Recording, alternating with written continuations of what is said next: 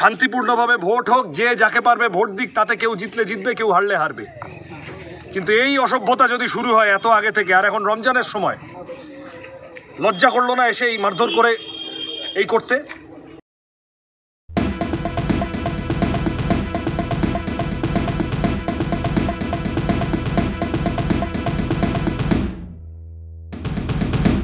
Bhagabanpur GP Jirangachha বাগানাইট একটা দেওয়াল লেখাকে কেন্দ্র করে অপ্রয়োজনে একজন আইএসএফ কর্মী তার মাথা ফাটিয়ে দেওয়ার চেষ্টা করেছে তৃণমূল কংগ্রেস। দুটো সেলাই পড়েছে। নাজিবউদ্দিন মোল্লা,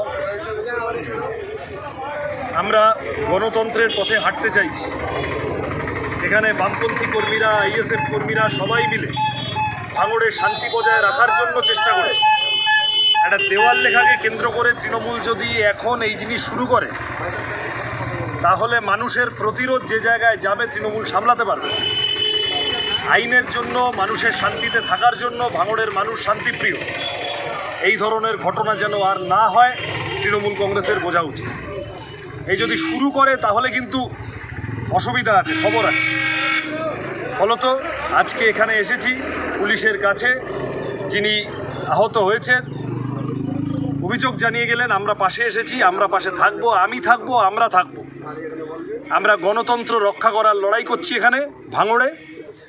শান্তিপূর্ণভাবে ভোট হোক, যে যাকে পারবে ভোট দিক, তাতে কেউ জিতলে জিতবে, কেউ হারলে হারবে। কিন্তু এই অসভ্যতা যদি শুরু হয় এত আগে থেকে, আর এখন রমজানের সময়, লজ্জা করলো না এসে এই মারধর করে এই করতে? আমরা ধৈর্য ধরে আছি, আমরা গণতন্ত্রের পথে আছি, আমরা আইনের কাছে সুবিচার চাইতে এসেছি। সবার মনোভাব যদি এরকমটা না হয়, তাহলে কিন্তু ভাঙড় অন্য কথা বলা শুরু করবে, সেটা সামলানো মুশকিল হয়ে যাবে। প্লিজ চুরি করবেন না।